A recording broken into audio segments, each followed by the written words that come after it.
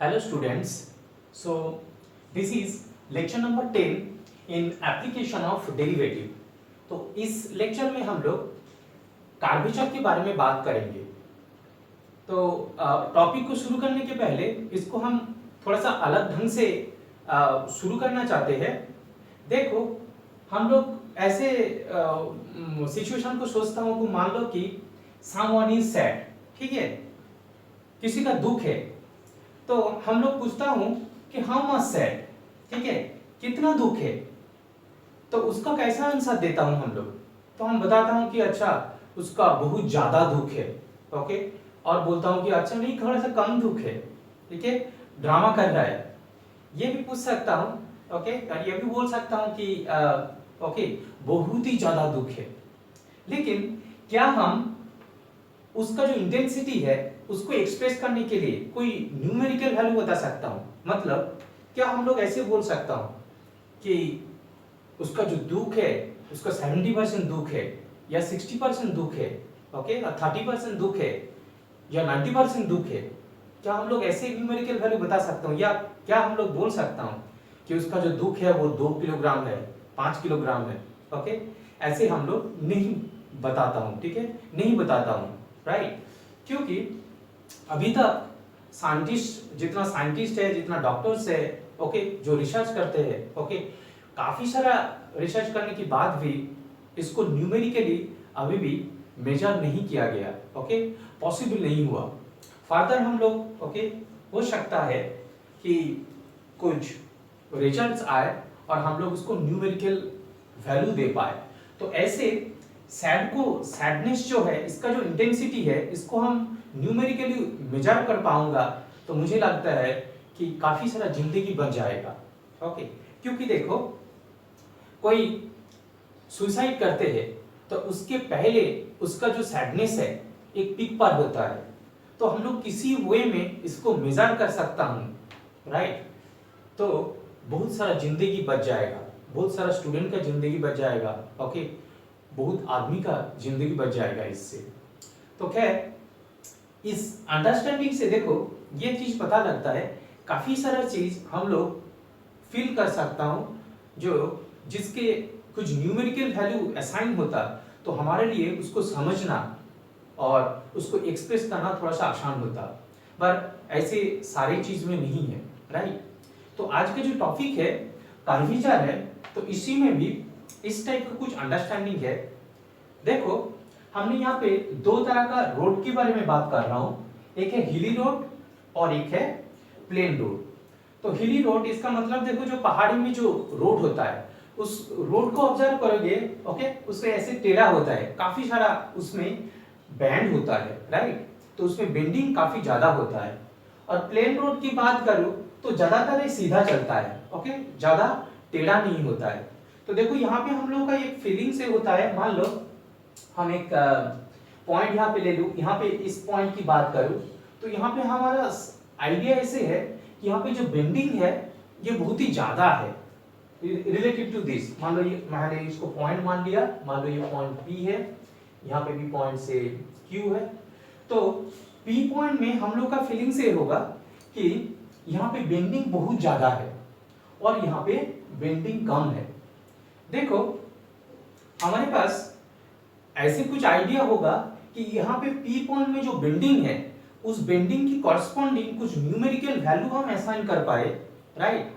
या Q point में जो बेंडिंग है उसका न्यूमेरिकल वैल्यू हम लोग को पता हो और हम यहाँ पे एक साइन बोर्ड लगा दे, ओके, एक साइन बोर्ड ऐसे लगा के यहाँ पे बता देता हूँ कि यहाँ पे जो बेंडिंग है उसका कुछ वैल्यू है।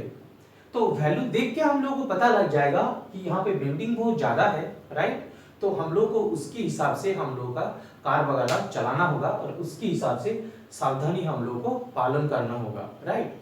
तो देखो तो इस बेंडिंग को मेजर करने के लिए हम लोग के पास न्यूमेरिकल वैल्यू होता है, राइट? तो वो न्यूमेरिकल वैल्यू कैसे कैलकुलेट करते हैं उसको क्विकली हम लोग एक बार डिस्कशन करेंगे। ऑफ कोर्स थ्योरेटिकल चीज ज्यादा डिस्कशन नहीं करूंगा, बट ज्योमेट्रिकली उसको थोड़ा सा देखेंगे कि कैसे उसको मेजर करते हैं। सो फर्स्ट ऑफ ऑल थोड़ा देख लेते हैं कि कर्वेचर है क्या, उसका डेफिनेशन क्या है। ज्यादा फॉर्मल डेफिनेशन नहीं लेंगे, तो कर्वेचर का डेफिनेशन देखो। सो व्हाट इज कर्वेचर, तो व्हाट इज दिस। तो हम लोग क्या करता हूं कि इस पॉइंट में, मान लो पी पॉइंट में कितना बेंडिंग है, उसका जो न्यूमेरिकल मेजर है उसको हम बताएंगे पी पॉइंट में उसका कर्वेचर। ओके, तो एक न्यूमेरिकल वैल्यू है। So in brief we can say that what is curvature, it is a measurement, it is the measure of, it is the measure of bending of a car at a point. Okay, तो किसी point में कितना bending है उसका जो numerical value है, उसका जो मेजरमेंट है, उसको हम लोग बताता हूं, वो कर्वेचर है। So it is the measure of bending of a car at a point. Okay, तो मान लो हमारे पास ऐसे कर्व है, तो एक पॉइंट P में कितना बेंडिंग है उसका न्यूमेरिकल मेजरमेंट, इसको हम लोग बताता हूं कर्वेचर, राइट।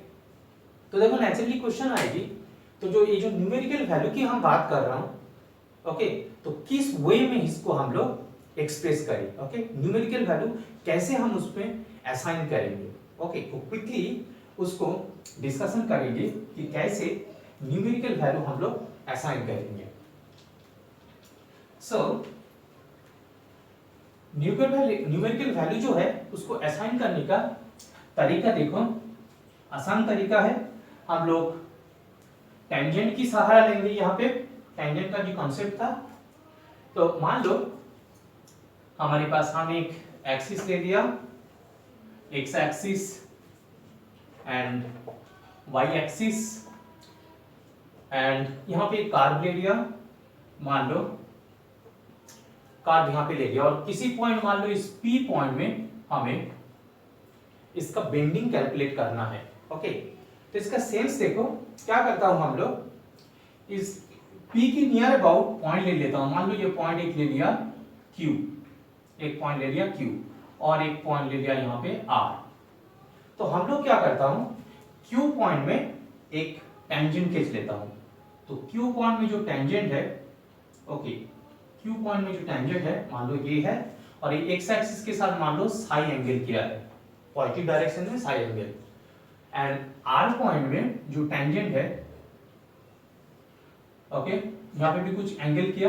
अभी देखो इस चीज को अंडरस्टैंडिंग करें कि Q से हमने Q से R तक गया, तो क्या हुआ, देखो Q में हमारा डायरेक्शन ये था, और जब R में गया, R का डायरेक्शन कितना हो गया, इतना, मतलब डायरेक्शन इतना हो गया, तो हमें कितना एंगल जाना पड़ा, ओके, इतना एंगल हमें जाना पड़ा, ओके, Q टू R तक मूव करने के लिए। Q से हम लोग जब R तक गया तो कितना एंगल जाना पड़ा, इतना। मान लो इस एंगल को हम लोग डेल साई मान लेता हूं, ओके, तो ये साई एंगल है और डेल साई, तो नेचुरली देखो ये एंगल हो जाएगा psi plus del of psi. Now to observe, we are discussing curvature at point P point में हम कर्वेचर के बारे में बात कर रहा हूं। तो हम क्या करेंगे, ये जो R एंड Q, ये दो पॉइंट जो है, इस पॉइंट को P के नजदीक लेके आऊंगा। इसका मतलब है ये जो Q है and R both will be tends to P। इस चीज को हम, ओके, आसपास लेते जाऊंगा, तो जो ये जो डेल साई है ये बहुत छोटा होता जाएगा। और मान लो ये जो RQ, जो RQ, ये जो आर्क है ये डेल ऑफ एस है, मान लो, ओके, डेल एस है। तो इतना पाथ जाने के लिए, RQ जाने के लिए हमें कितना एंगल ट्रैवल करना पड़ा, that is del of psi. तो हम लोग बता सकते हैं कि एवरेज कर्वेचर कितना होगा, एवरेज कर्वेचर कितना हो जाएगा, तो del psi divided by del of S, ये हो जाएगा हमारा एवरेज कर्वेचर।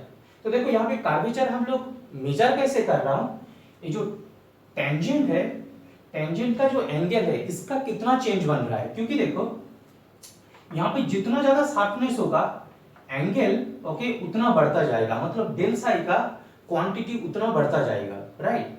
तो del psi by del S, ये जो वैल्यू है ये हो जाएगा एवरेज कर्वेचर।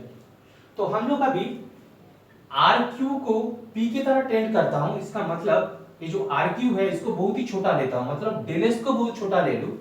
तो if I take this del S very small, मतलब del S tends to 0, then this del psi by del S, इसका जो भी क्वांटिटी होगा उसको हम बताएंगे ओके कर्वेचर के। So that will be curvature at P. तो पी पॉइंट में कर्वेचर ऐसे हम लोग मेजर करते हैं। तो देखो यहां पे चीज याद रखना होगा कैसे हम लोग कर्वेचर को मेजर करता हूं, ओके, कि कितना जो टेंजेंट है, टेंजेंट कितना मूवमेंट कर रहा है, कितना ज्यादा फास्ट मूवमेंट कर रहा है, ओके। तो जो डेल साई है, इस डेल साई के ऊपर डिपेंड करके हम लोग इस कर्वेचर को मेजर करता हूं, ओके। लेकिन एक चीज ऑब्जर्व करोगे कि कर्वेचर से ज्यादातर question radius of curvature, okay, centre of curvature, इस टाइप का क्वेश्चन पूछा जाता है, डायरेक्टली कर्वेचर नहीं पूछते। तो इसका क्या अंडरस्टैंडिंग है एक बार देख लेंगे, okay. So circle of curvature या सेंटर ऑफ कर्वेचर के बारे में बात करने के पहले हम लोग एक चीज ऑब्जर्व करेंगे कि मान लो हमने एक सर्किल ले लिया, देखो एक सर्किल ले लिया हम लोग, तो एक कर्व है। अच्छा इस सर्किल में देखो हम लोग का फीलिंग से होगा कि सारे जगह में इसका बेंडिंग सेम है। इसको और भी डिफरेंट तरीके से हम लोग सोच सकता हूं, मान लो इसको डिफरेंट पार्ट्स में हमने काट दिया, तो हर एक को अलग से हम देखें, ओके, इसको अलग से देखें तो यूनिफॉर्म है, तो इसका मतलब इसका भी जो बेंडिंग है, इसका बेंडिंग, सारे का बेंडिंग सेम है, मतलब ओके हर एक पॉइंट में इसका कर्वेचर जो है सेम होगा। तो सर्किल का ये प्रॉपर्टी है, किसी भी सर्किल का हर एक पॉइंट में कर्वेचर सेम होगा, ओके। लेकिन देखो अभी हम लोग क्या किया कि मान लो हमने ये वाला एक सर्किल ले लिया, फिर थोड़ा सा इसको बड़ा कर दिया, थोड़ा सा और भी बड़ा कर दिया।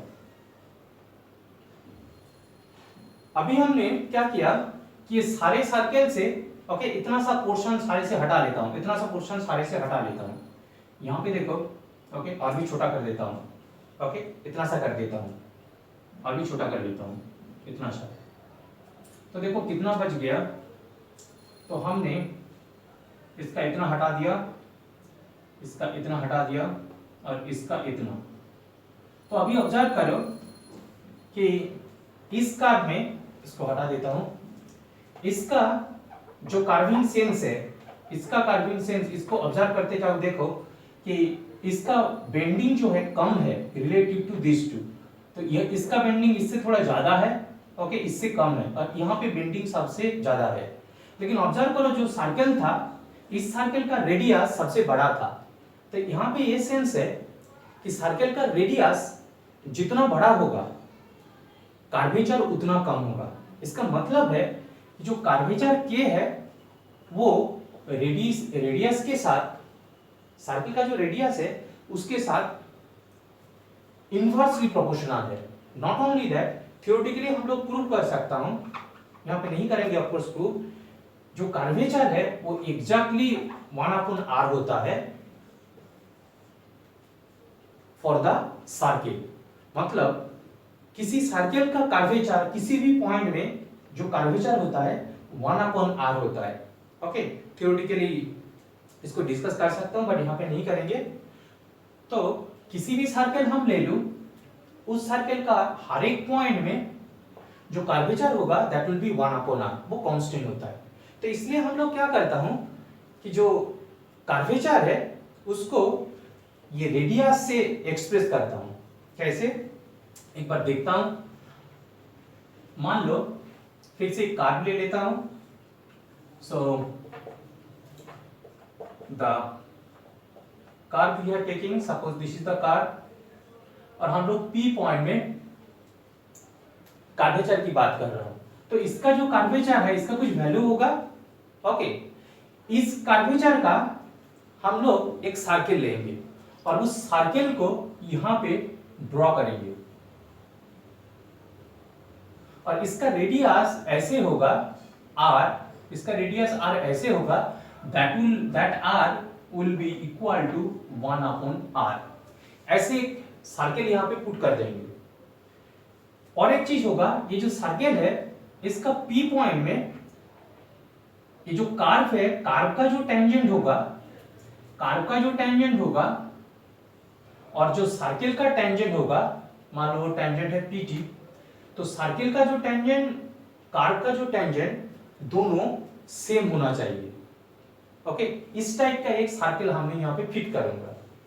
तो इस सर्किल को हम बताएंगे सर्किल ऑफ कर्वेचर। ओके, इसका जो रेडियस है उस रेडियस को बताएंगे रेडियस ऑफ कर्वेचर। इस सर्किल का जो सेंटर होगा उसको बताएंगे सेंटर ऑफ कर्वेचर। ओके, तो रेडियस ऑफ कर्वेचर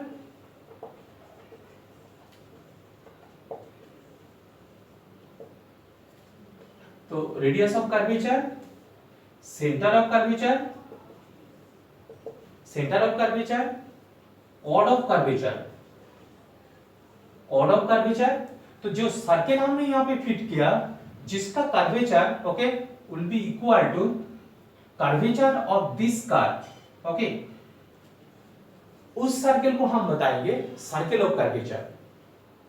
इसी का रेडियस को बताएंगे रेडियस ऑफ कर्वेचर, इसी का सेंटर को बताएंगे सेंटर ऑफ कर्वेचर, और P से कोई भी कॉर्ड हम ड्रॉ करेंगे, यहाँ पे कोई भी कॉर्ड लेंगे तो उस कॉर्ड को बताएंगे कॉर्ड ऑफ कर्वेचर। राइट, तो ऐसे मेजर किया जाता है